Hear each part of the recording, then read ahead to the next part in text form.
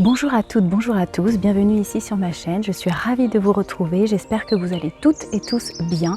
Et aujourd'hui j'avais envie de vous partager mes réflexions sur un sujet qui me paraît important, qui est l'équilibre intérieur.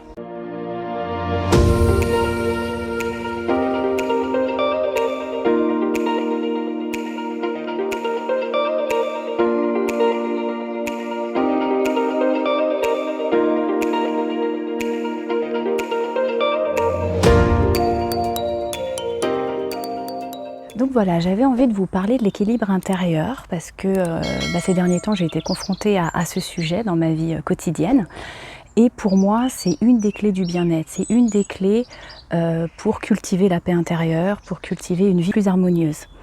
En fait, c'est très important ce sujet de l'équilibre intérieur parce que pour moi, l'équilibre en fait c'est la vie. Quand vous observez la nature, quand vous observez que ce soit les végétaux, les animaux, la nature en règle générale, vous apercevez qu'en fait tout est équilibre. Tout s'équilibre dans la nature. Alors bien évidemment, chaque plante par exemple a son propre équilibre.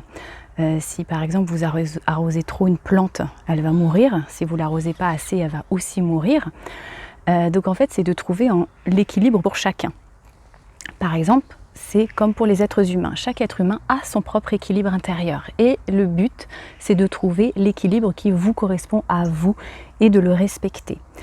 Par exemple, si une personne est trop dans l'excès au niveau de son alimentation, au niveau du sport, au niveau de son travail, elle va créer un déséquilibre qui va la rendre malheureuse. Effectivement, si vous mangez trop par rapport à vos besoins, vous allez finir par vous sentir mal et pas en bonne santé. Si vous faites trop de sport et qu'il n'y a pas d'autre chose qui s'instaure dans votre vie, vous êtes aussi en excès et ça dénote un certain déséquilibre.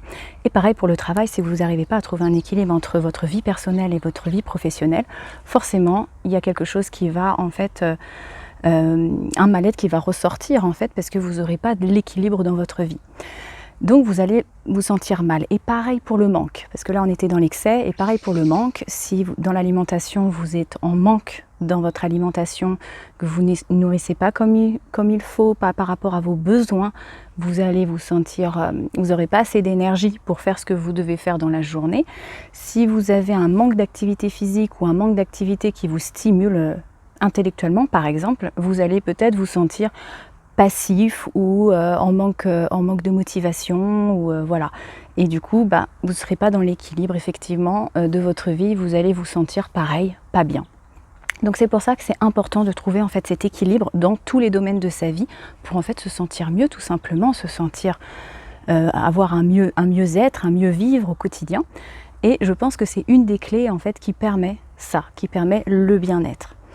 Et on va voir qu'en fait cet équilibre peut se traduire dans plein de domaines et qu'il y a certains domaines on peut réussir à trouver cet équilibre et dans d'autres on est encore en cours, en chemin. Et c'est aussi le cas pour moi et c'est pour ça que j'avais envie de vous partager ce sujet puisqu'en fait en m'observant dans la vie de tous les jours, je me suis aperçue que dans certains domaines, effectivement je pouvais peut-être aller dans le trop et des fois dans le pas assez. Et j'avais encore ce chemin à trouver mon point d'équilibre. C'est pour ça que c'est très important aussi de s'observer, puisque ça permet de savoir, de comprendre où on en est, de prendre conscience de là où on en est, pour pouvoir après réajuster son curseur. Donc je vous disais, effectivement, chacune a son propre équilibre à trouver et à respecter. Et en fait, pour cela, pour trouver son équilibre, c'est important en fait de se connaître réellement, c'est-à-dire de connaître son fonctionnement, mais aussi ses blessures. Je vous avais fait une vidéo sur les blessures il n'y a pas très longtemps, savoir quelles blessures vous avez en blessure principale, en blessure secondaire, connaître ses forces, connaître ses vulnérabilités, connaître son potentiel, connaître ses capacités, mais surtout connaître ses besoins. Le fait de connaître vos besoins, ça va vous permettre de pouvoir vous apporter la juste dose de ce dont vous avez besoin justement pour respecter votre équilibre. Vous apprenez à les connaître, ces besoins, vous allez pouvoir justement apporter ce qu'il faut pour équilibrer ces besoins-là. Et en fait, c'est important de se connaître aussi parce que le déséquilibre, bien souvent, la plupart du temps, il provient en fait de blessures, il provient de souffrances, il provient d'excès ou de manque du passé, d'expériences douloureuses ou de traumatismes par exemple, qui en fait se rejouent dans le présent et se rejouent dans votre vie future. Tant que tout ça n'a pas été mis en lumière, ça va se rejouer, et c'est comme ça en fait qu'on est dans des des formes de déséquilibre parce qu'on essaie de compenser une expérience déséquilibrante que l'on a vécue dans le passé et on essaie de la récompenser dans le présent. Donc c'est pour ça que c'est très très très important de s'observer, de se connaître pour pouvoir en fait comprendre son fonctionnement et rééquilibrer la balance pour trouver vraiment l'alignement. L'alignement en soi, l'alignement que ce soit dans sa façon de vivre au quotidien, mais aussi dans ses façons de penser, dans sa façon de réfléchir et de voir la vie. Donc c'est pour ça qu'en fait cet équilibre intérieur est vraiment important parce que pour moi c'est la fondation du bien-être, de l'harmonie. Et en fait, cet équilibre, en fait, comme je vous disais au début de la vidéo, peut se traduire dans plusieurs domaines de votre vie, de notre vie. Alors là, je peux vous donner quelques petits exemples. Par exemple, en amour, si vous n'êtes pas dans l'équilibre, vous allez peut-être donner trop ou ne pas donner et recevoir plus que ce que vous donnez. Et là, effectivement, on est dans un déséquilibre et du coup, on n'est pas dans l'harmonie, on n'est pas dans le bien-être, on n'est pas dans l'épanouissement, on est plutôt dans je prends et je donne pas ou je donne tout et du coup, je m'épuise et je m'autorise pas à recevoir. Pareil pour l'argent. L'argent, c'est une énergie. C'est la même chose, les personnes qui ne sont pas en équilibre avec l'argent vont avoir tendance soit à dépenser énormément, quitte à se mettre mal en fait. Quand il y a des équilibres, c'est que derrière, il y a une notion de « je me sens pas bien, je suis en souffrance ».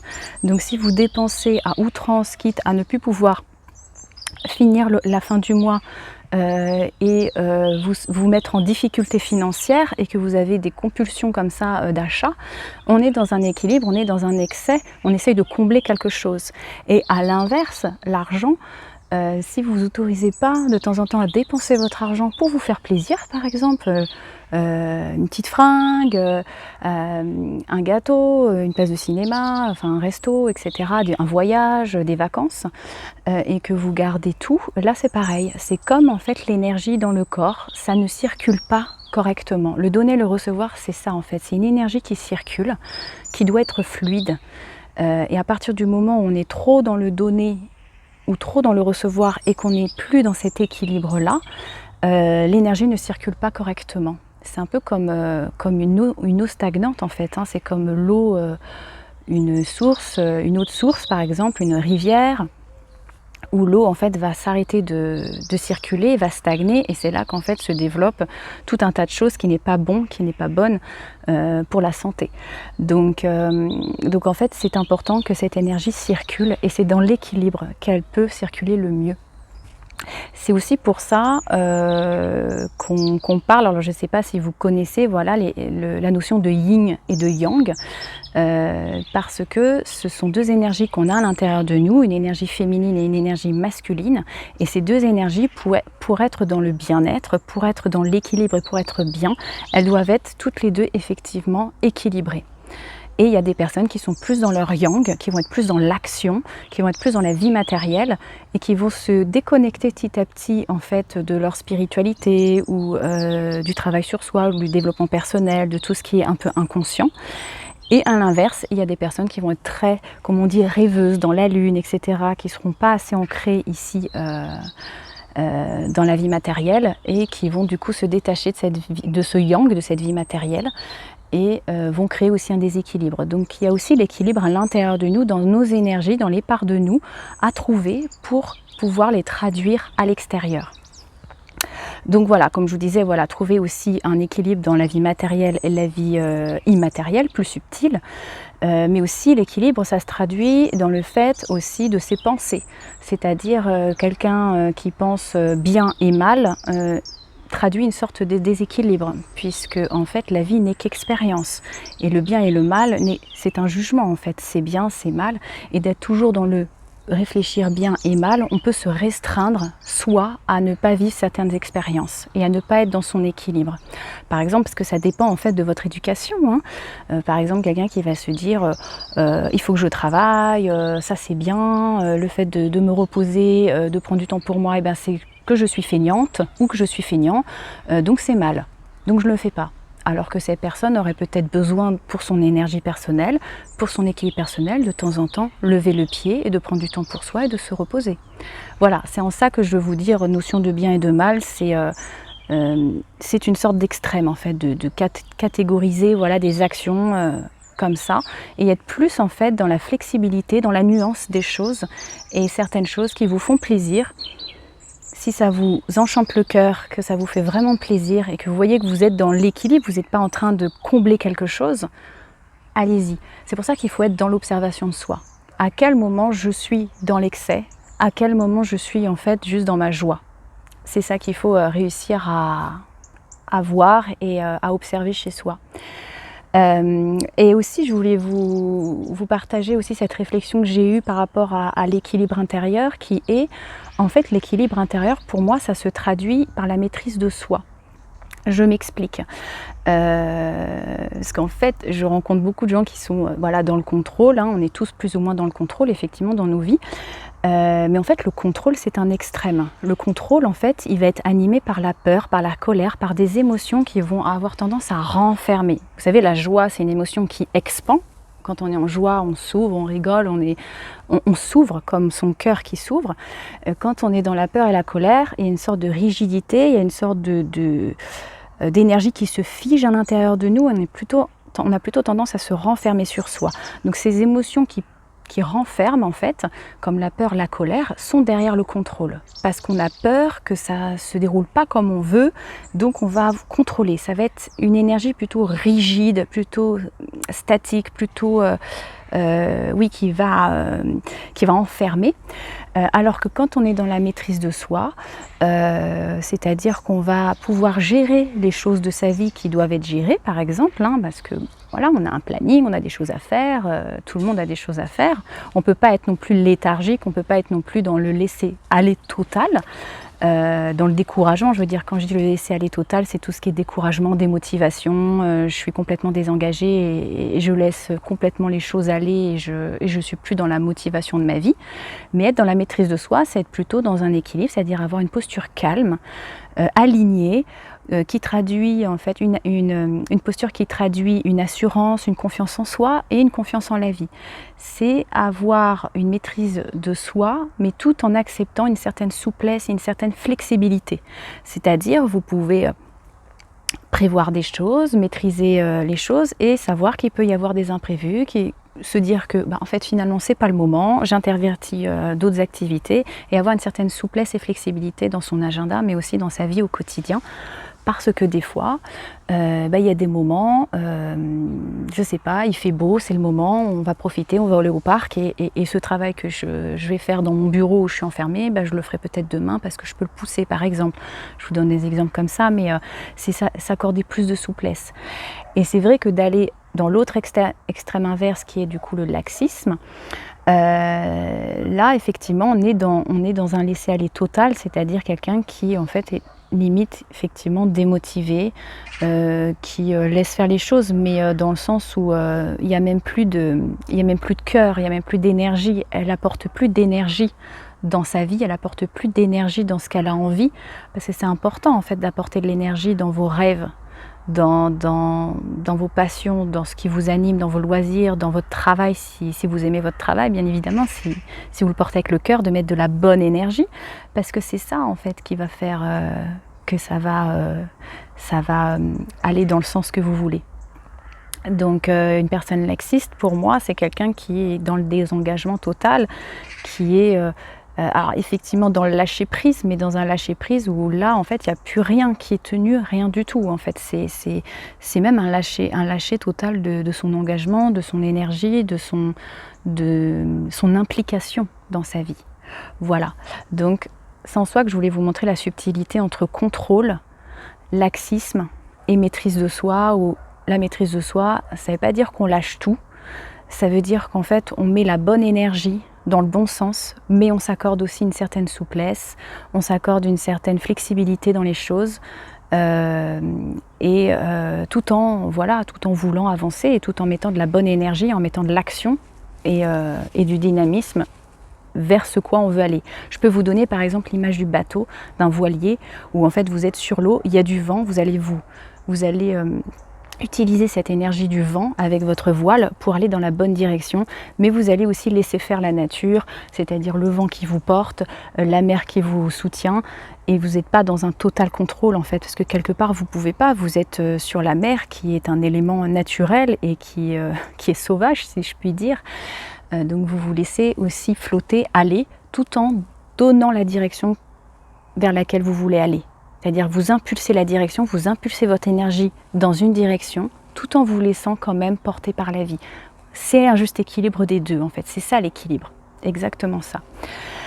Et effectivement, comme je vous disais, en m'observant, moi j'ai aussi vu que dans certains domaines de ma vie, j'avais tendance des fois à osciller en fait entre deux états, c'est-à-dire que dans certains domaines, je pouvais être dans les excès et puis quelques temps après aller plutôt dans le manque pour enfin trouver l'équilibre au milieu.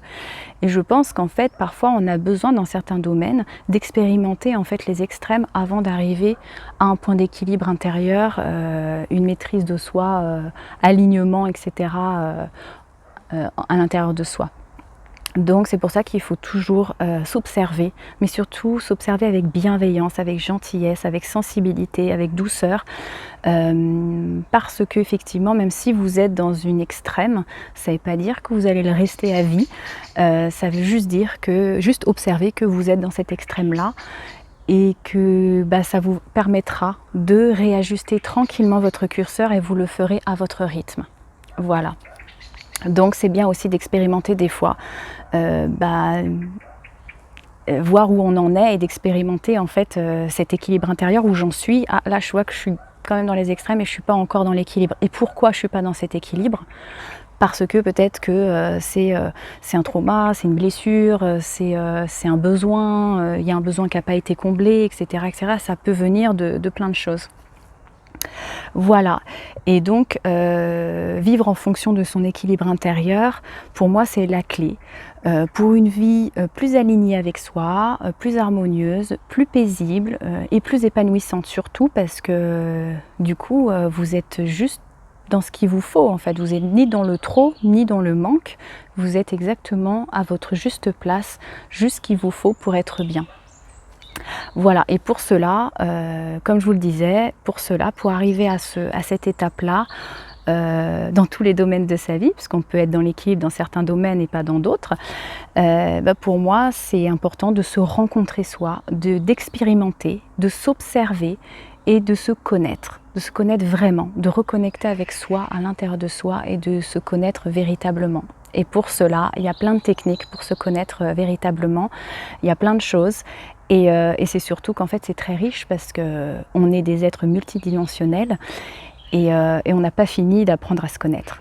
Voilà, c'est tout pour moi. Merci infiniment d'avoir regardé, visionné cette vidéo jusqu'au bout. N'hésitez pas à liker, à partager, à commenter, à vous abonner pour m'encourager à partager d'autres vidéos. Et puis moi je vous remercie énormément du fond du cœur pour vos abonnements, pour vos likes, vos partages, etc. Et je vous dis à très bientôt pour une prochaine vidéo. Ciao ciao!